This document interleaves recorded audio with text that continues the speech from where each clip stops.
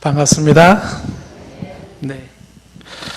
자, 우리가 이제 지난 시간에 이어서 우리가 계속 성경에 대한 공부를 좀 합니다. 수요일 날 우리가 지금 평신도 조직 신학이라 그래서 지금 아직도 평신도 조직 신학의 본론으로 못 들어갔어요. 서론은 지금 계속 하고 있는데 서둘러서 할 게 아니니까 천천히 하고 있습니다. 그래서 서론에서 우리가 얘기한 거는 인간은 종교적 동물이다라고 하는 차원에서 종교란 무엇인가에 대한 얘기를 쭉 했고요.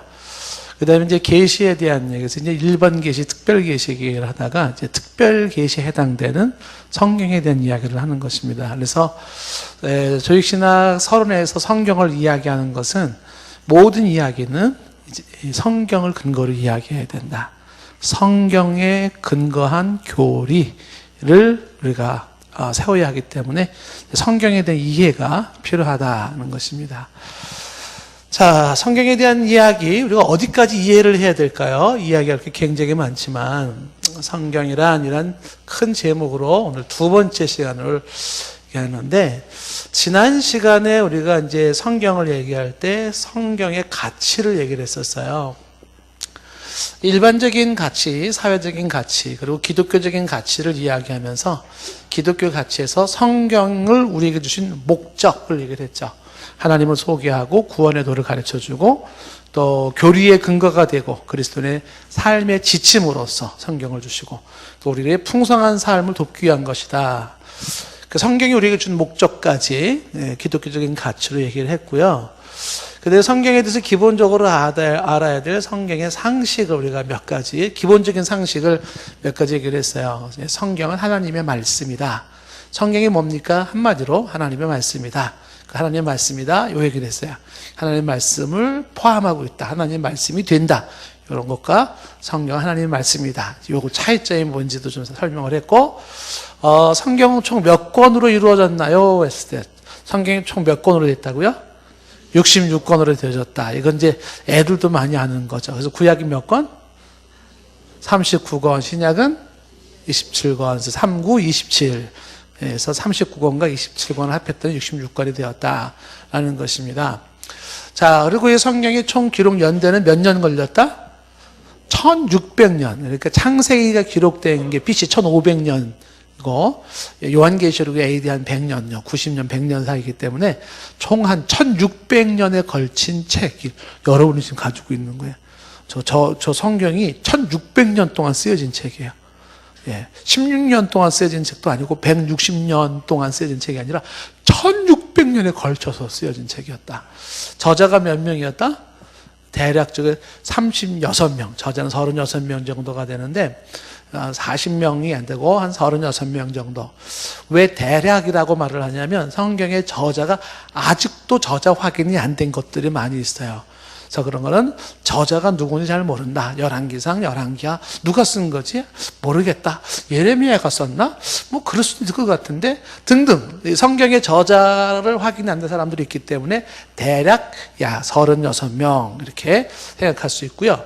그 36명의 사람들이 썼다라고 할 때 요새 조심해야 되는 거는 성경의 제1 저자는 하나님인데 사람은 제2 저자가 되는 거죠. 그러니까 하나님이 사람을 통해서 썼어요. 그래서 제1 저자는 하나님이고 그래서 하나님의 말씀이라 하는 것이고 그 하나님의 말씀이 제2 저자라 일컬어지는 사람을 통하여 쓰여졌다는 얘기예요. 그런데 이 저자들을 보면 제2 저자들을 보면 이 사람들의 직업이 상당히 다양합니다. 혹시 성경의 저자들 중에서 직업 생각나는 게 있습니까? 솔로몬 같은 사람은 왕이 있죠. 아모스 선지 같은 사람은 농부잖아요. 다윗은 목동이었었죠. 그 다음에 바울 같은 사람은 철학자고, 누가는 의사였고, 이뿐만 아니라 정치가 느헤미야, 어부, 에스라 같은 사람, 학자 등등 수많은 다양한 직분에 가진 사람들이 다양한 장소에서 다양한 시대 속에서 성경을 썼다는 것이고요. 성경의 원어는 원래 쓰여진 원어는 구약 성경은 히브리어로 쓰여져 있었어요. 히브리어. 그다음에 구약 성경 일본은 이제 아람어로도 되어 있는데 히브리어와 아람어는 모양새가 같아요. 아랍어가 말고 아랍어. 지금 아랍 사람들 쓰는 아랍어가 아니라 아람어가 이제 일부 쓰여져 있습니다. 그리고 이제 신약 성경은 무슨 언어로 쓰여져 있냐면 그리스어로 쓰여져 있어요. 헬라어라고 하는 그리스어로. 그리고 이제 성경이 전체 주제가 창세기부터 요한계시록 전체 주제가 뭐로 되어 있냐면 주제가 예수 그리스도가 핵심 주제입니다. 그래서 구약 성경은 오실 예수 그리스도에 관한 예언의 책이라면 신약은 오신 예수 그리스도에 관한 책이다. 이런 얘기를 좀 했습니다. 자, 지난 시간에 그런 얘기를 했고요. 오늘은 이제 우리가 성경이 이제 하나님의 말씀이 증거가 뭐냐 이런 얘기도 좀 해야 되는데 그거 하기 전에 이제 먼저 오늘은 성경의 영감에 대한 얘기를 하려고 그래요. 영감. 성경의 영감설 이렇게. 자, 오늘 영감에 대한 이야기를 좀 들어보면 좋겠습니다. 영감, 왜 불러? 그 영감이 아니고요. 그 영감이 아닙니다. 착각하시면 안 됩니다. 영감에 대한 이야기. 할멈, 영감, 그게 아니라 했어요. 다 까먹고, 아이고, 오늘 같은 목사님은 영감, 뭐 이 얘기를 하고 있어. 이렇게 하시면 안 되겠죠. 그 영감에 대한 이야기를 하는데, 먼저 이 영감이라는 게 뭐냐? 영감설을 얘기하는데, 영감이 뭐냐? 영감은요, 인스피레이션이라고 영어로 얘기를 하지만 쉽게 말하면 영적인 감동 이렇게 되는 거죠. 영적인 감동.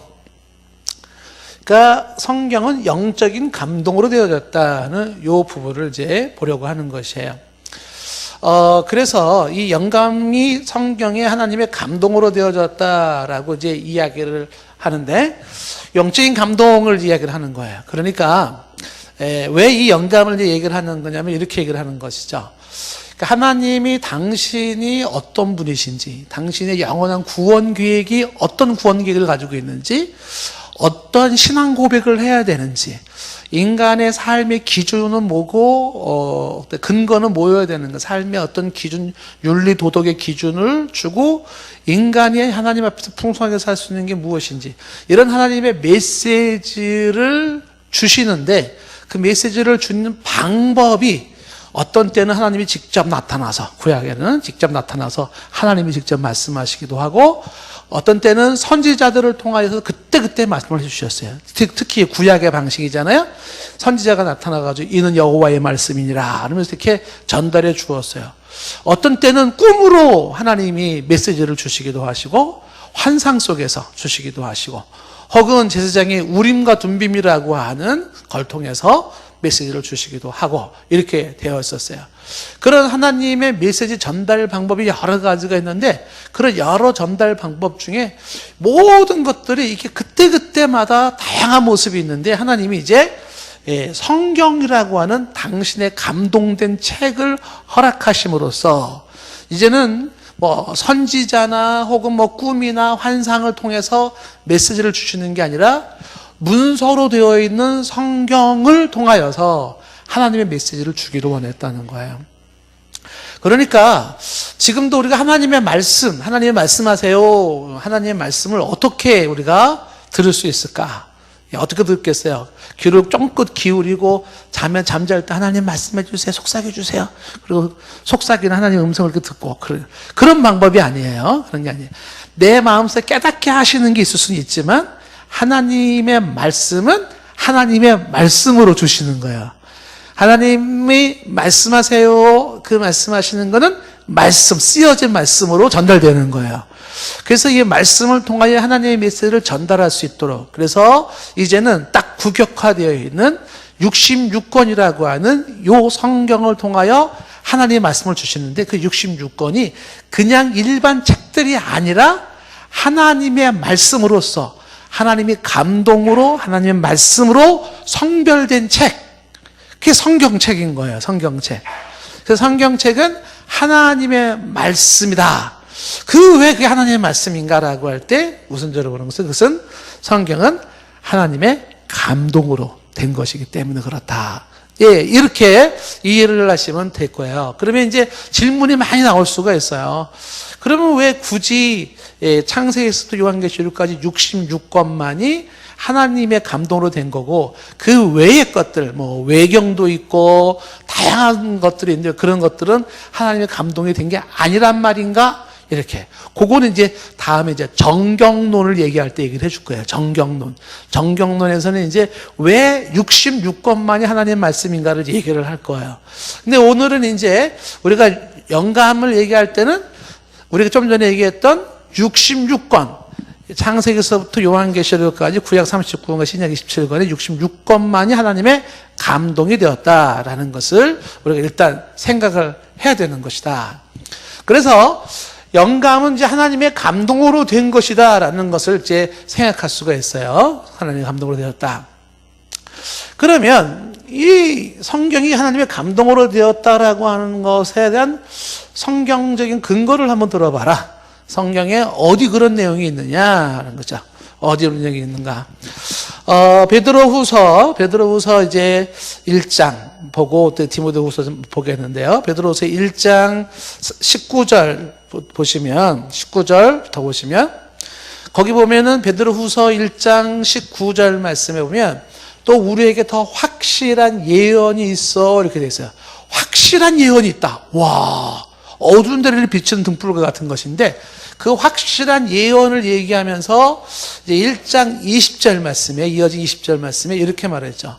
뭐라고 말했어요? 먼저 알 것은 성경의 모든 예언은 사사로이 풀 것이 아니니 이렇게 이제 나온단 말이에요. 성경의 모든 예언은 요 표현에서 이제 주목을 해야 되는 것은 뭐냐면 놓치지 말아야 되는 게 뭐냐면 성경의 모든 예언은 이렇게 되어 있어요. 따라해보세요. 성경의 모든 예언은 여기서 모든 예언이라고 하는 것은 뭐의 모든 예언이에요? 성경의 모든 예언이에요. 그러니까 지금도 누군가가 성경 밖에서 막 예언하는 사람이 있어요. 직통 계시를 받아가지고 계시 받아서 막 예언을 해요. 이런 건 사사로이 풀면 안 되는 거야. 예언은 사사로이 풀지 말라 그랬잖아. 그들이 받는 그 예언이 아니고요. 성경에 쓰여진 예언들을 말하는 거예요. 그러니까 예언이 국한되어 있어요. 성경이라고 하는 그 예언을. 근데 이제 우리말 성경이 조금 이게 헷갈리는 게 뭐냐면 그 성경의 모든 예언이라고 예언이 성경에 관한 것으로 국한시키면서 사사로이 풀 것이 아니다 이렇게 얘기를 하고 있어요. 사사로이 풀 것이 아니니 그 사사로이 풀 것이 아니다라는 것은 그 쓰여진 성경의 예언을 함부로 막 해석할 것이 아니다. 이런 식으로 이해하기가 쉽거든요. 근데 이제 그렇게도 이해할 수 있으면 할 수는 있어요. 그런데 이게 보다 정확한 의미는 뭐냐면 성경의 모든 쓰여진 예언들, 아까 1600년 동안에 36명의 저자가 다른 시대에 다른 장소에서 다른 역사적 배경 속에서 다른 상황 속에서 성경을 쓸 때에 그것이 쓴 저자, 제2저자라고 하는 사람들이 자기들이 임의로 쓴 게 아니니 그런 뜻이에요. 그러니까 어느 날 다윗이 나 이거 써야지 그리고 자기가 그냥 쓰고 싶은 막 이렇게 쓰는 게 아니고 그런 게 아니라는 거예요. 그래서 그거를 사사로이 그 사람들이 인터프리테이션 한 것이 아니다 이렇게 얘기를 하면서 그다음 이어진 21절 말씀이 이제 연결되는 거죠. 베드로서 1장 21절에 이 예언은 앞에 말한 성경의 예언이에요. 이 예언은 언제든지 이렇게 됐죠. 사람의 뜻으로 난 것이 아니요 이렇게 됐잖아요. 사람의 뜻으로 난 것이 아니라고 하는 것은 이 성경 말씀의 오리지널 그 근본적인 것은 사람의 뜻으로 된 게 아니에요. 사람의 뜻, 제2저자라고 하는 그 사람의 뜻으로 사람이 쓴 사람의 말이 아니다. 이게 단순한 사람의 말이 아니다. 이렇게 된 거예요. 그래서 예언은 언제든지 사람의 뜻으로 된 것이 아니에요. 그것이 아니고 어느 작가가 자기가 쓰고 싶은 거를 막 써서 오직 그 작가의 이야기, 뭐 이것은 뭐 바울의 이야기, 이건 뭐 다윗의 이야기, 이건 누구의 이야기 이런 식으로 그 사람이 그 말한 것으로 이렇게 이해해서는 안 된다는 거예요. 그 사람이 그렇게 얘기했다 이렇게. 그래서 성경을 얘기할 때 가끔 조심스러운 게 뭐냐면 자 다윗이 말하기를 혹은 뭐 솔로몬이 말하기를 바울이 말하기를 이런 식으로 얘기를 하잖아요. 그러면 그때 굉장히 사실은 신경이 많이 쓰여요. 왜 그러냐면 다윗을 이야기하고 솔로몬의 제2저자가 썼으니까 그들의 말이니까 그것으로 이해할 것 같은데 엄밀히 말하면 뭐예요? 그게 하나님이 말씀하시기를 이렇게 하셔야 되는 거예요. 그러니까 성경에 이야기할 때 하나님이 다윗을 통하여 말씀하시기를, 하나님이 솔로몬을 통하여 말씀하시기를, 하나님이 바울을 통하여 말씀하시기를 이렇게 얘기를 해야 되는 것이죠. 왜? 성경은 사람의 뜻으로 된 게 아니에요. 그래서 오직 성령의 감동하심을 받은 사람들이 하나님께 받아 말한 것이라 이렇게 말했잖아요. 이것도 이제 우리말 성경에서 조금 이제 오해의 소지가 되는데, 성령의 감동하심을 받은 사람들이, 성령의 감동하심을 받은 사람들이 하나님께 받아 말한 것이라. 이것은 마치 그 성경을 쓰는 사람이 뭔가 그 하나님의 감동에 도취되어져 가지고서 어떤 비몽사몽간에 막 쓴 것처럼 생각되기가 쉬운데, 그게 아니라 하나님이 성경이라고 하는 이 내용을 주실 때 그 내용을 성령에 의하여서 이 저자들이 가지고 들어온 거예요. 이렇게. 좀 이따 좀 설명을 좀 더 하겠지만, 그래서 지금 베드로후서에서 지금 강조하는 것은 뭐냐면, 성경은 쉽게 말하면 사사롭게 함부로 쉽게 인간적인 책으로 간주할 수가 없다는 거예요. 왜 그러냐면 성경은 하나님의 감동으로 되었기 때문에 그렇다라는 것이에요. 하나님의 감동으로. 단순한 사람의 생각이나 의도가 아니다, 이런 얘기예요. 그런 얘기가 아니다. 이 내용을 조금 더 보충해서 설명할 수 있는 게 뭐냐면 오늘 읽은 디모데후서 3장 16절 말씀이에요. 자, 성경 이제 근거해서 우리가 지금 베드로후서를 보았잖아요. 베드로후서 1장 19절부터 21절까지 보았고, 자, 오늘 디모데후서 3장 16절 말씀 보시면 이제 우리가 많이 보았던 말씀이잖아요. 여기 이제 중요한 게 뭐냐면 모든 성경은, 그렇죠? 그러면 하나님의 감동으로 된 것으로 이렇게 되어 있어요. 중요한 것은 여기서 잘 봐야 되는 것은 하나님의 감동으로 되어졌다라고 할 때 그 하나님의 감동으로 된 게 뭐가 하나님의 감동으로 됐다 그랬어요? 모든 성경은이에요. 그러니까 모든 성경 저자는 하나님의 감동으로 된 것은 이게 아니에요. 그러니까 여기서 우리가 이 영감 성경에 대해서 영감서를 이야기할 때 조심해야 되는 것은 뭐냐면, 베드로후서 아까 얘기했던 1장 21절 같은 말씀이 그냥 사람이 감동된 것으로 이해하기가 쉽잖아요. 근데 영어 성경이나 원어 성경이 뭐냐면 하나님의 감동된 걸 성령에 의하여 사람이 전달했다라는 거야. 사람이 전달했다. 그러니까 디모데후서 3장 16절에서 강조하고 있는 것은 뭐냐면 감동은, 하나님의 감동은 성경에 주어진 것이다, 라는 거지. 성경. 여기서 모든 성경이라고 할 때 그 모든 성경은 어디서부터 어디까지예요? 창세기서부터 요한계시록까지다, 이렇게. 왜 창세기에서 요한계시록까지만 하나님의 감동으로 됐냐? 요거는 정경론에서 설명한다 그랬죠. 정경론에서 왜 창세기에서부터 요한계시록 66권만이 하나님의 감동이라고 말하는가? 그건 정경론에서 얘기할 것이고, 중요한 것은 하나님의 감동으로 된 게 뭐냐? 사람 저자가 아니라 성경이다.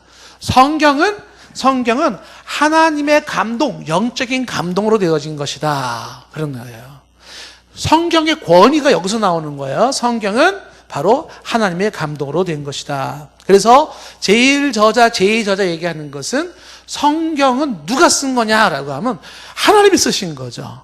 누구를 통해서, 사람을 통해서 쓰여졌다라는 것입니다.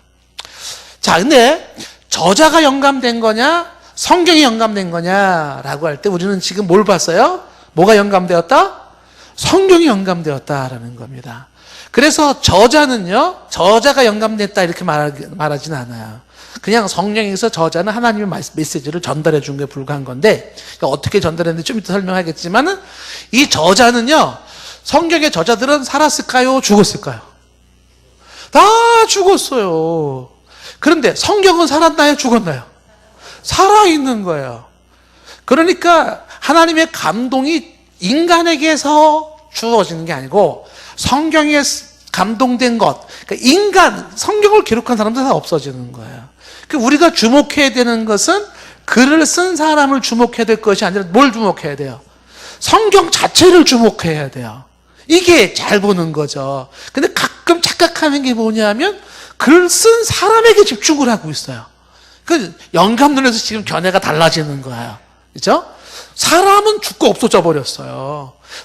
단순한 사람의 책이 아닌 거예요. 하나님이 특별하게 당신이 어떤 분이시고 당신의 영원한 구원 계획이 무엇이고 인간을 향한 하나님의 기준과 규칙이 무엇이고 인간이 잘 살고 행복할 수 있는 게 무엇인지를 주시는 메시지를 꿈이나 선지자나 제사장을 통해 주는 게 아니라 이제는 감동된 당신의 특별한 계시, 특별 계신 성경을 통하여서 하나님이 주시는 거예요. 그래서 감동으로 된 성경이라는 거예요. 그래서 성경은 시간과 공간에 지나도 이 성경은요 결코 더하거나 뺄 수가 없고 변질될 수 없고 쇠해질 수가 없어요. 성경은 영원한 진리와 사실로 남게 되는 거예요. 그게 성경이 하나님의 감동으로 됐기 때문이다라는 것이죠. 자, 욥기서 32장 8절 말씀해 보시면 욥기서 32장 8절 욥기서 32장 8절 말씀 보면 사람 속에는 심령이 있고 사람 속에는 영이 있고 예자성경에 심령이 있고 그랬어요. 사람 속에 심령이 있고 그다음에 전능자의 숨결이 사람에게 어떻게 해요? 총명을 주시나니 할 때 여기서 전능자의 숨결이라고 하는 게 영감이에요. 영감. 하나님의 영감이 이렇게 사람을 깨달음을 주었다 이렇게 얘기를 하는 거예요. 그러니까 전능자의 숨결에 의해서 깨달아지는 사람 이렇게 얘기를 하는 거죠. 그러니까 저자들이 하나님의 영감을 전달할 때 그들에게 주어지는 게 뭐냐면 하나님이 깨닫게 하시는 게 있어요. 지금 이따 이제 그것도 설명할 것이고요. 자, 그 다음에 고린도전서 2장 13절 말씀 보시면 고린도전서 2장 13절 말씀 보시면은 사도 바울의 이야기 중에 이런 얘기가 나오잖아요. 이것도 하나님의 말씀인데 우리가 이것을 말하거니와 우리가 이것을 말하잖아요. 지금 이거 말하는 게 성경에 쓰여져 있죠. 근데 말하고 있는 이 성경에 쓰여진 것이 사람의 지혜가 가르친 말로 아니에요. 사람의, 그러니까 어떤 철학자들의 이야기를 가지고서 단순한 그거를 이야기하는 그런 게 아니에요. 사람의 지혜 가르친 말로 아니야. 오직 성령께서 가르치신 것으로 하니. 그러니까 성령께서 저들에게 가르쳐 주었어요. 그래서 성령께서 가르치신 것, 이게 뭐예요? 영적인 감동으로 되어진 것들을, 이거를 저자들이 지금 썼다 이거야. 바울들이 쓴 거죠. 그래서 이 영적인 이 영감으로 된 성령의 감동으로 성령에 의해 감동된 것이기 때문에 이 성경을 깨닫고 이해하는데도 뭐가 필요하냐면 성령의 깨닫게 하심이 필요한 거예요. 그러니까 성령의 감동으로 된 것이기 때문에 성령의 깨닫게 하심이 없으면 성경이 이해가 안 돼요. 이게 성경의 가장 핵심적인 본질적인 내용이 와닿지를 못해요. 종교개혁자 마틴 루터가 비텐베르그 대학에서 박사학위를 가지고 로마서를 가르치고 막 히브리서를 가르치던 교수였는데도 로마서 1장 17절을 깨닫지 못했잖아요. 그 로마서 1장 17절에 복음에는 하나님의 의가 나타났느니 그거를 몰랐어요. 그거를 목사가 된 요한 웨슬리도 몰랐었어요.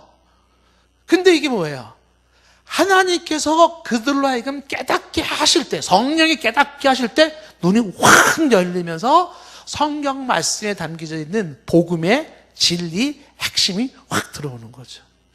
이거 굉장히 중요한 내용 중에 하나죠. 많이 박식한 사람들이, 아주 훌륭한 사람들이 성경을 본단 말이에요. 성경을 보는데 성경을 단순한 하나의 문학 서적으로 본다든지 사람의 이야기로 본다 그러면요, 다양한 그 문학적 평가나 사람에 대한 평가가 나올 수가 있을 거예요. 그런데 거기에는 지금 숨겨져 있는 생명의 역사가 없어. 생명의 역사가. 이게 단순한 문학적 가치로서의 성경의 의미가 아니에요. 성경이라고 하는 건 어떤 예술적 가치로서의 의미로만 찾으면 안 되는 거야. 그게 아니라 성경 속에 담겨져 있는 영원한 생명의 진리에, 이게 쫙 속에 담겨져 있는데 그 영원한 생명 복음의 진리라고 하는 이 부분들은 하나님의 감동으로 되어졌어요. 성령의 감동으로 되어졌어요. 그래서 바울이 지금 얘기하는 게 뭐예요? 이게 성령으로 쓰여진 것이기 때문에 성령에 의하지 않고는 알 수가 없다는 거죠. 성경은 어린아이 혹은 못 배운 사람일지라도 성령께서 그 눈을 열어주시면요, 성령의 핵심을 잡을 줄 알고 성령의 본질을 잡을, 성경의 본질을 잡을 수가 있어요. 그 사람들은요, 성경을 통해서 어떤 때는 막 통곡하고 어떤 때는 막 전율을 느끼고 어떤 때는 막 감동되고 막 그래. 못 배운 사람이고 애들인데도 그래요. 그런데 많이 배웠다는 사람도 성령의 그런 깨닫게 하심이 없으면은 성경 보면서 막 전율을 느끼고 막 눈물을 펑펑 쏟고 그런 거 없어요. 안 나와요. 성령이 없어. 왜? 지금 바울이 얘기한 거야. 하나님의 감동으로 된 것이기 때문에, 성령의 감동으로 된 것이기 때문에 성령의 감동에 의하지 않고는 알 수가 없다. 이렇게 말을 하는 것이에요. 자, 그래서 성경적 근거를 들자면 이외에도 여러 가지가 있을 수 있어요. 이 성경이 영감이 됐다는 얘기는 여러 가지 들 수가 있는데, 근데 영감을 얘기할 때 이제 세 가지를 주목을 해야 돼요. 뭘 얘기하냐면 영감의 3요소 이렇게를 얘기를 해야 돼요. 영감의 3요소. 자, 첫 번째 요소는 뭐냐면 영감, 성경의 영감, 인스피레이션이라고 하는 이 영감을 할 때 영감의 원천자, 영감의 원천자 되시는 누굴까요? 하나님. 요걸 먼저 얘기를 하셔야 돼요. 영감의 원천은 어디서부터냐? 하나님으로부터라는 게. 성경이 하나님이 이 영감을 했어요. 영적인 감동, 성령의 감동을 주셔서 성경이 생긴 건데, 이 성경은 바로 그 영감이 누구로부터 온 것이냐? 하나님으로부터 온 것이죠. 그래서 이 영감을 다른 말로 하나님이 이렇게 감동을 주셔가지고 당신의 호흡으로 감동을 주신 것처럼 그렇게 해서 원천자는 하나님이시다라는 것이고요. 그 다음에 두 번째 영감의 3요소 중에 두 번째는 뭐냐면 영감의 도구로서의 인간이에요. 영감의 도구로서의 인간. 그 도구로서의 인간이 뭐예요? 아까 얘기했던 저자들이에요. 제2저자들. 그 제2저자들은 도구로 쓰여졌다라는 것이에요. 그 다음에 여기서 이제 영감의 3요소에서 중요한 것이 뭐냐면 빨간 글씨로 써야 됩니다. 세 번째가 강조되는 게 뭐냐면 그 영감의 최종 권위. 이렇게. 그 영감의 최종 권위로서의 바로 성문화된 성경. 이렇게. 그 영감을 이야기할 때는 이렇게 세 개, 하나님, 사람, 성경, 이 세 가지를 같이 얘기를 해야 되는 거예요. 무슨 얘기냐면 하나님과 저자들과 성경이라는 이 이야기 속에서, 자, 성경은 말이죠. 성경은 첫 번째 하나님으로부터 하나님의 감동하심으로 쓰여졌어요. 그러니까 성경이 하나님을 배제하고는 성경을 논할 수가 없어요. 우리는 성경을 볼 때 어떻게 보죠? 그 성경은 하나님으로부터 영감과 감동으로 되어진 것이다 라는 원천자 되신 하나님. 그래서 성경의 제1저자를 하나님으로 보는 거예요. 그래서 성경을 하나님의 말씀 이렇게 얘기를 하는 거예요. 하나님의 말씀, 사람의 말씀이 아니고요. 그런데 그 원천자 되신 하나님께서 영감의 도구로 누구를 선택했냐면 사람을 선택하셨어요. 그 사람을 도구로 해서 하나님이 뭐를 하셨다? 영감을 주는데, 그 영감의 가장 궁극적인 최종 권위라고 하는 것은 영감의 포커스, 영감의 목적, 그 영감의 궁극적인 그 권위가 어디로 가는 거냐면 성경으로 가는 거야. 성경. 그래서 제가 강조한 것이 뭘 얘기하는 거냐면 하나님은 결국 사람을 통해서 뭘 주셨냐면 성경을 주신 거예요. 성경이. 그러니까 영감을 이야기할 때 영감은 하나님이 사람을 통하여 주신 성문화된 성경으로 이해를 해야 된다라고 하는 것입니다. 그러니까 성경이라고 하는 것은 하나님이 주신 것, 사람에 의한 것이 아니다, 이렇게 생각하실 수가 있어요. 자, 이 빨간 글씨를 쓴 거는 최종 권위, 영감의 최종 권위는 어디로 가야 된다? 성경으로 가야 된다. 성경으로 가야 된다. 자, 그러면 이 내용을 가지고 이제 조금 더 이제 얘기를 하면, 네 번째로 얘기를 할 때, 요걸 가지고 이제 신학적으로 이제 소위 말하면 이제 종류가 달라지기 시작하는데, 어떻게 달라지냐면, 이 영감설에 대한 종류가 있어요. 자, 그러면 이제 이 영감설의 종류를 이제 어떻게 종류를 얘기하는가라고 할 때 보통 이제 세 가지 종류를 얘기하는데, 좋다. 성경은 하나님의 감동으로 된 것이고 성경이 최종적인 영감의 목적이고 포커스고 궁극적인 권위다. 좋다. 그런데 이 영감을 이야기할 때 첫 번째 얘기하는데 그 성경의 영감은 축자 영감이다. 이렇게 얘기를 하시는 분이 있어요. 축자 영감설. 축자 영감설. 이 축자 영감설을 다른 말로 뭐라고 바꿔 말하냐면 이제 이거 기계적 영감설 이렇게 얘기를 해요. 기계적 영감설. 자, 축자 영감설이나 기계적 영감설이라는 게 이제 뭘 얘기하는 거냐라고 할 때 바로 이런 얘기죠. 자, 제가 예를 들어서 어느 사람에게 뭔가의 글을 쓰게 한단 말이에요. 우리 이제 서집사님에게 글을 쓴다고 시킨다고요. 야, 글 좀 써라. 쓸 때 축자 영감설을 가진 건 뭐냐면 제가 서집사님의 손을 이렇게 잡아요. 마치 엄마 아빠가 애기 손에다가 볼펜 쥐어주고 애기 손을 이렇게 엄마 아빠가 잡아야 이렇게 잡아가지고 그 애기는 볼펜은 들었지만 그 볼펜 잡은 손을 엄마 아빠가 잡아가지고 어떻게 써요? 엄마 아빠가 쓰고 싶은 말을 쓰는 거죠. 태초에 하나님이 천지를 창조하시니라 이렇게. 그럼 이게 애기가 쓴 거예요? 하나님이 쓴 거예요?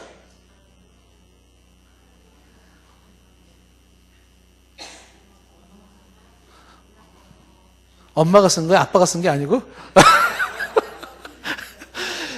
그런 식으로 쓴 거다. 이게 영감이라고 하는 걸, 이걸 기계적 영감설이라고 하는 것은 바로 이렇게 여기서 기계적이라는 표현을 쓰는 이유가 바로 그런 거죠. 그게 뭐냐면 여기서 제2저자에 해당되는 인간은 수동적인 존재로서 그저 피동적인 도구에 불과한 것이고 기계적으로 사용됐을 뿐이고 1.1핵 하나하나가 다 하나님이 친히 사람의 손을 가지고 썼다.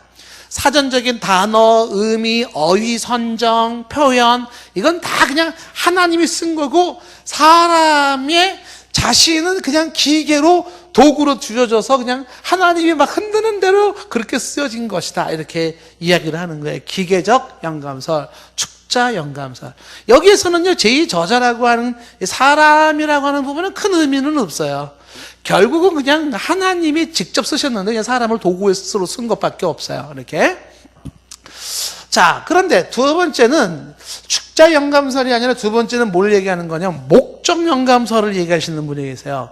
야, 축자 영감설이 아니다. 목적 영감설이다. 이렇게 얘기를 해요. 목적 영감설. 그 목적 영감설을 다른 말로 이제 동력적 영감설이라고 얘기를 하는데, 동력적 영감설. 다이나믹하다. 그 목적 영감설이라는 건 이제 이렇게 영감이 됐다는 거죠. 어떻게 썼냐면, 하나님께서 저자에게, 제2저자인 사람에게, 수많은 그 사람들에게 하나의 주제만 딱 던져줬다는 거예요. 뭐뭐에 관하여 써라. 그 주제를 쫙 주니까 사람이 자신이 자기의 필체로, 자기의 형식으로 어떻게, 자기의 특성에 맞게끔 자기 의도대로 쭉 썼다는 거예요. 쭉 썼다. 하나님이 모세한테, 모세야, 네, 성경 좀 써야 되겠지. 네. 자, 그러면 주제를 줄게. 천지 창조에 대해서 써라. 아, 그래요? 알겠습니다. 그래서 모세가 천지 창조라고 하는 하나님이 천지를 창조하셨다라는 그 내용을 모세가 쓰는데 그거는 하나님이 그 구구절절히 세세한 부분까지는 다 하나님께서 이거를 이렇게 지시하지 않았다는 거예요. 그냥 하나님이 천지를 창조했다는 그 내용을 모세가 그냥 자기가 쭉 썼다는 거예요. 이렇게. 그러니까 성경의 목적이 영감되어 있는 것이지 그 성경의 단어 하나하나가 영감된 건 아니다. 위에서는 단어 하나하나가 다 영감이 됐다. 왜? 하나님께서 인간을 기계적으로 사용한 것에 불과한 거니까. 근데 여기서는 아니다. 표현이나 단어는 그거는 뭐 그냥 저자가 임의로 쓴 것이다. 그냥 거기서 말하고자 하는 내용, 말하고자 하는 의미만 영감이 된 것이다. 이렇게 이 입장이 되는 것이죠. 어떤 게 맞는 걸까요? 이런 거 그냥 모르고 그냥 믿습니다 그러면 얼마나 좋겠어요. 근데 세 번째가 이것도 아니다. 그 세 번째가 이제 보통 우리가 선호하는 입장인데, 우리가 따르는 입장인데, 세 번째는 어떤 영감설을 말하냐면 유기적 영감설이라는 걸 해요. 유기적 영감설. 자, 이 유기적 영감설을 다른 말로 10분 영감설이라고 얘기를 합니다. 10분 영감설. 그 유교적 영감살이나 10분 영감살이라는 게 뭐냐라고 할 때, 요거는요, 이렇게 되는 거죠. 지금 이제 우리가 보통, 우리라고 하는 사람이 이제 대체 우리가 누구냐. 그래서 우리가 이 사람마다 다를 거예요. 우리가 이제 보통 개혁주의라고 하는 노선을 이야기할 때, 제가 이제 우리라고 얘기했지만, 개혁주의자들이라고 다 이 3번을 선호하지는 않아요. 세 개를 다 함께 싸잡아서 얘기하시는 분도 있고, 뭐, 나눠서 생각하시는 분도 있고, 그런데 보편적인 거는 이제 우리가 보통 개혁주의라고는 종교개혁의 그 후예들로서 칼빈의 사상을 중심으로 한 신학으로 정립된 걸 얘기할 때는 이제 유교적 영감사라는 걸 가지고 이걸 받아들이는 거예요. 그 유교적 영감사라는 게 뭐냐라고 할 때, 유교적 영감사에서 강조되는 것은 제2저자인 인간 있잖아요. 제2저자인, 다윗이면 다윗, 느헤미야면 느헤미야, 에스라면 에스라, 그 제2저자들이, 이 사람들은 어떻게 해요? 자신의 지식을 동원하여, 자신의 사상을 동원하여, 자신의 살던 시대적 배경에, 그 배경 속에서 저자들이 보았던 역사적 사건과 그것에 대한 본인의 느낌과 감동과 놀램과 충막, 그 아픔과 이 모든 것들을 일기를 쓰듯이 저자가 써. 일기를 쓰듯이 저자가 막 쓴 거예요. 그래서 슬프다. 왜 이 민족은 이렇게 되고, 왜 저기는 애가 죽어 있어야 되고. 그래서 자기가 쓰는데, 쓴 사람마다 자기가 가지고 있는 학력이 높은 사람은 아주 고급스러운 표현을 막 쓰고, 학력이 막 낮은 사람은 글이 굉장히 좀 이렇게 수준이 낮게 막 글도 쓰여지고 하면서 저자가 가지고 있는 모든 것들이 거의 다 기록되어 있는 거예요. 그래서 가만히 보니까 성경이 유교적 영감서는 100% 그냥 그 저자가 쓴 거예요. 저자가 쓴 거. 저자가 자기가 그때 당시에 보았고, 들었고, 느꼈고, 참고했고, 경험했던 자기의 필체로 자기의 생각과 느낌을 그냥 쫙 썼다라는 거예요. 그런데 그게 어떻게 영감이 돼요? 그런데 그러한 저자의 모든 것들이 다 궁극적으로 그게 뭐예요? 하나님이 전하고자 하는 하나님의 뜻을 담고 있다라고 하는 거예요. 그러니까 지금 무슨 얘기냐면, 영감서는, 유교적 영감서는 뭐냐면, 저자가 역사적인 인물로서 자신의 솔직한 글을 쓴 거예요. 어떤 뭐 비몽사몽간에 쓰는 게 아니라 그냥 본대로 느낀 대로 슉 썼어요. 근데 그 쓴 구절구절들이 보면 어떤 때는 막 끔찍한 얘기도 있고, 도대체가 이건 윤리적으로 상상도 안 되는 얘기가 막 있어요. 막 살아있는 애기를 불에 태워 죽인다는 얘기도 나오고, 뭐 임신한 여자의 배를 가른다는 얘기도 막 나오고, 그걸 그대로 그냥 쫙 쓴 거예요. 근데 그런 내용들이 다 그 속에 뭐가 담겨져 있냐면 100% 하나님이 전하고자 하는 메시지, 하나님의 뜻이라고 하니까 거기에 다 담겨져 있어요. 그러니까 하나님이 단순히 인간의 손을 잡고 쓴 개념도 아니고요, 저자에게 하나의 목적만 주고 네가 알아서 써라는 게 아니에요. 그러니까 성경의 유교적 영감서는 뭐냐면 그냥 저자의 역사적 사실을 쓰는 거예요. 그래서 역사서예요. 그 역사적 상황과 역사적인 내용을 그대로 써버리는 거예요. 그런데 그것이 단순한 일반 역사서적과 다른 게 뭐냐면 그 저자의 글 속에, 그 속에 특별히 하나님의 영원한 구원의 메시지, 메시아 사상과 이 영원한 뜻을 그 속에 쫙 담아놓았어요. 그 담아놓은 그것이 바로 이제 유기적으로 영감되었다, 이렇게 얘기를 하는 것이에요. 자, 예를 한번 들어보면은요. 자, 한번 누가복음을 펴보시겠어요? 누가복음 1장을 보시면, 누가복음은 누가 썼어요? 누가복음은 누가 썼을까? 누가가 썼지예요. 자, 이 누가가 의사잖아요. 근데 의사가 누가복음을 쓰는데 누가복음 1장 1절부터 3절까지 말씀 보시면 이런 얘기를 하죠. 누가복음 1장, 자, 1절. 우리 중에 어떻게 됐어요? 이루어진 사실에 대하여, 그 다음에 뭐라고 했어요? 1장 2절에 처음부터 목격자와 말씀에 일꾼된 자들이 전하여 준 그대로 내력을 조술하려고 붓을 든 사람이 많았대요. 처음부터 목격자와 말씀에 일꾼된 자들이 전하여 준 그대로 내력을 조술하려고 붓을 든 사람이 많았다. 그러면서 이제 1장 3절 말씀에 이런 얘기를 하죠. 1장 3절에 그 모든 일을 어떻게 했어요? 근원부터 자세히 미루어 살핀 나도 데오빌로 각하에게 차례대로 써보내는 것이 좋은 줄 알았노니 이렇게 되어 있어요. 그러니까 1장 3절 말씀에서 누가는 어떻게 글을 썼냐면 근원부터 차례로 자세히 미루어 살폈어요. 근원부터 자세히 미루어 살핀 게 뭐냐면 누가는요 성경을 쓸 때 그냥 비몽사몽간에 감동받아가지고 막 쓴 게 아니라 연구를 한 거예요. 연구를 이 자료 연구하고 저쪽 자료도 연구하고 쭉 연구해가지고 누가는 의사니까 과학적인 그 논증이 필요하니까 그래서 그 자료들을 가지고 연구해서 자세히 살펴보면서 이런 이런 내용들을 내가 데오빌로 각하에게 순서대로 써보내는 것이 좋은 줄 알겠다. 그러니까 이 누가는 성경을 쓸 때 연구하여서 글을 썼다라고 하는 것입니다. 그 누가의 연구했던 그 내용들이 그 글의 성경으로 누가복음이라는 게 써졌을 때 그 누가복음이 완성된 시기에 거긴 누가가 연구하면서 생각하면서 썼지만 그 속에 하나님의 뜻이 하나님의 의도하심이 그 속에 담겨 있어요. 저자가 가지고 있는 그분의 지식과 교육과 상황과 환경을 10분 활용하여서 그것이 다 유기적 관계성을 가지면서 하나님이 전하고자 하는 말씀을 전하게 했다. 이게 유기적 연감설이에요. 예를 들면 시편 121편 같은 게 이런 거가 되겠어요. 이제 목동이 어느 날 양을 치는데 양을 옆에다 놔두고 근데 이 양들을 먹여야 되는데 물도 없고 풀도 없고 이 양들을 어디서 먹이지? 고민이 생긴 거야. 그래서 목동이 가만히 생각하다 보니까 한숨을 푹 쉬고 이렇게 딱 산을 봤어요. 산을 봤는데 산이 완전히 그 이스라엘 그 산이 풀 한 포기가 없어요. 파란색이 안 보여. 아주 돌멩이 사는 게 신내생 같은 경우는 돌멩이 사는 거예요. 근데 맨날 보던 돌멩이 산이었는데 오늘은 그 돌멩이 산이 예사롭지 않게 보이는 거예요. 그래서 그 돌멩이 산을 가만히 보면서 떠오르는 시상이 생겼어요. 그래서 글을 쓰는 거예요. 사람 딱 쓰는 거죠. 내가 산을 향하여 눈을 들리라.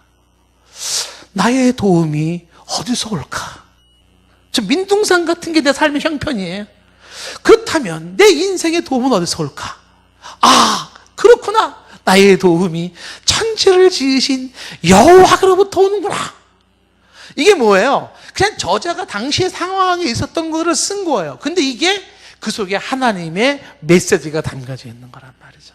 이것이 바로 유기적 영감설이에요. 그래서 예를 들면 이제 여호수아 10장 13절에 보면 여호수아의 글을 보면 여기는 야살의 책에 기록된 내용을 담아요. 그러니까 이 여호수아가 단순한 역사적 상황을 본 게 아니라 야살의 책, 당시 야살의 책이라고 하는 그 책에 담겨져 있는 내용들을 끄집어 와서 성경에 쓰기도 하고요. 유다서 1장 14절 말씀에 가면 거기는 에녹의 예언된 내용을 가지고 와요. 에녹의 예언을 가지고 와서 그 내용을 참고로 성경에 쓰기도 해요. 그런 것들. 그 다음에 유다서 1장 14절 15절 말씀에 바로 그런 내용들이고요. 사도행전 17장 28절에 가면은 어떤 시인의 이야기를 가지고 와서 기록이 되고 누가가. 그러니까 이런 것들이 뭐냐면 저자가 가지고 있는 모든 당신들이 활용할 수 있고 볼 수 있고 들었고 경험했고 당신이 가지고 있는 지식과 이 모든 것들이 총 10분 발휘되어져서 당신들의 글을 썼는데 그게 그 단순한 그 저자의 이야기가 아니더라. 그 역사적 개인의 그 사상과 그 필체들이 다 그 속에 뭐가 있더라? 하나님의 놀라운 메시지와 영원한 구속사의 뜻하심과 의도하심이 담겨져 있더라. 그 성경을 볼 때는 유기적 영감설을 볼 때는요, 뭘 봐야 될까요? 글을 쓴 저자가 어떤 사람인지를 볼 필요가 있어요. 그리고 글을 쓴 저자의 그때 당시의 상황은 어떤 상황인지 볼 필요가 있어요. 그럼 어떤 저자가 어떤 상황에 빠진 상태에서 왜 그런 말을 썼는지 역사적 배경을 알 필요가 있어요. 그러면 그렇게 알게 될 때 더 하나님이 그때 그걸 통해서 주시고자 하는 뜻이 뭔지 더 실감이 나는 거예요. 좀 전에 시편 121편 같은 말씀 그런 거 아니겠어요? 예? 지금 다윗이 목동으로 양을 치잖아요. 양을 치는데 양을 칠 때 어떻게 돼요? 양들은요 그냥 목동만 따라가잖아요. 목동만 따라가요. 그럼 목동이 어떻게 돼요? 그냥 물리던 데 데려가고 푸른 데 데려가잖아요. 그리고 늑대가 나타나면 어떻게 돼요? 목동이 지팡이로 때려치잖아요. 그때 다윗의 머릿속에 뭐가 떠올랐어요? 그래서 시를 쓰는 거죠. 여호와는 나의 목자시니 내가 부족함이 없으리로다. 그가 나를 푸른 초장으로 인도하시고 쉴만한 물가로 인도하시는도다. 내가 비록 사막의 음침한 골짜기를 다닐지라도 해를 두려워하지 않는 것은 주의 지팡이와 막대기가 나를 안위하시면. 이게 다 뭐냐면 본인의 양을 치다가 거기에서 그 양치는 모습 속에서 당신의 깨달음을 쓴 거예요. 그럼 다윗이 시죠. 다윗의 시. 근데 그 다윗 시가 단순한 한 인간의 시가 아니라 그 속에 여호와의 사상, 하나님의 뜻, 하나님의 메시지가 거기에 담겨져 있다는 것이에요. 그래서 성경을 보면은요, 저자에 따라서 문체가 굉장히 달라져요. 문체가. 어떤 문체는 아주 화려하고 어떤 문체는 아주 좀 고급스럽고 철학적이고 논리적이고 어떤 것들은 그냥 좀 막 거칠고 막 나가는 듯한 그런 내용들이 저자에 따라 막 달라지고 상황에 따라 달라지는 거죠. 솔로몬이 자기가 뭘 썼겠어? 쓰려고 그러면은 젊은 시절에, 연애 시절에 있었던 슐라미 여인과의 그 연애의 사건들을 그걸 이제 또 아가서로 쓰고 나이가 들어 죽을 때가 되니까 인생이 헛되고 헛되다 그렇게 쓴 거예요. 그 솔로몬이 당신의 경험과 당신의 속에서 나온 걸 썼지만 그 속에 하나님의 메시지가 담겨져 있더라. 이게 유기적 영감설이라고 하는 것이에요.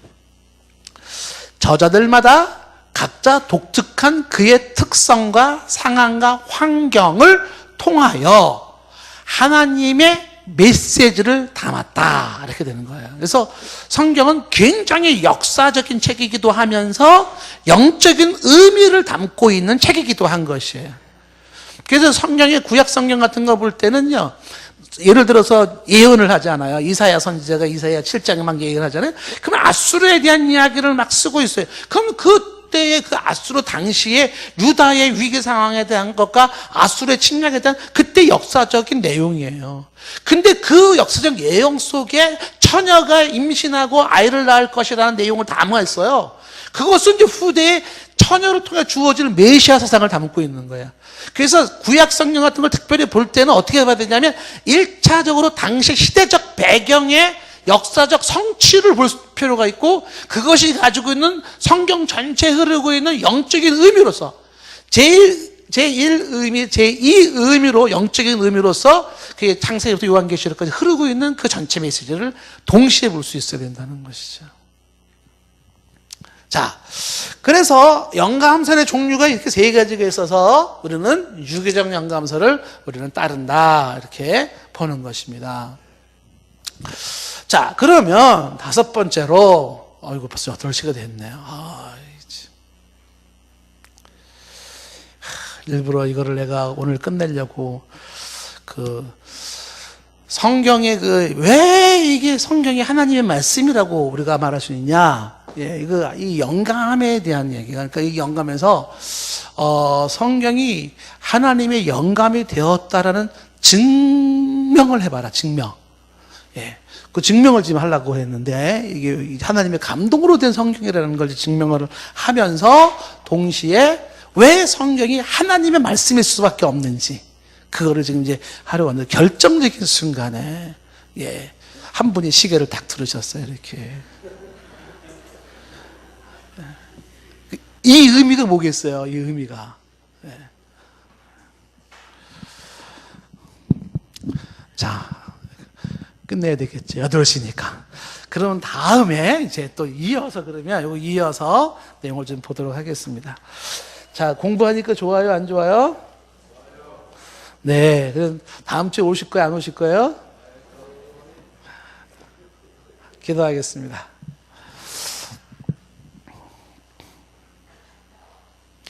하나님, 저희들에게 성경을 주신 것 감사드립니다.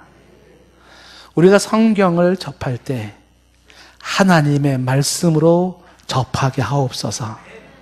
지금도 하나님의 말씀인 쓰여진 성경을 통하여 말씀하시는 하나님, 주의 음성을 성경을 통하여 듣게 하여 주시옵소서. 이 놀라운 하나님이 특별히 인류에게 주시는 어마어마한 이 귀한 성경을 내 평생 사랑하게 하시고 그 성경을 통하여 하나님의 뜻하심과 하나님의 의도하심과 하나님의 계획하심과 하나님의 일하심을 저희들이 확인하게 하여 주시옵소서. 예수님의 이름으로 기도드리옵나이다. 아멘.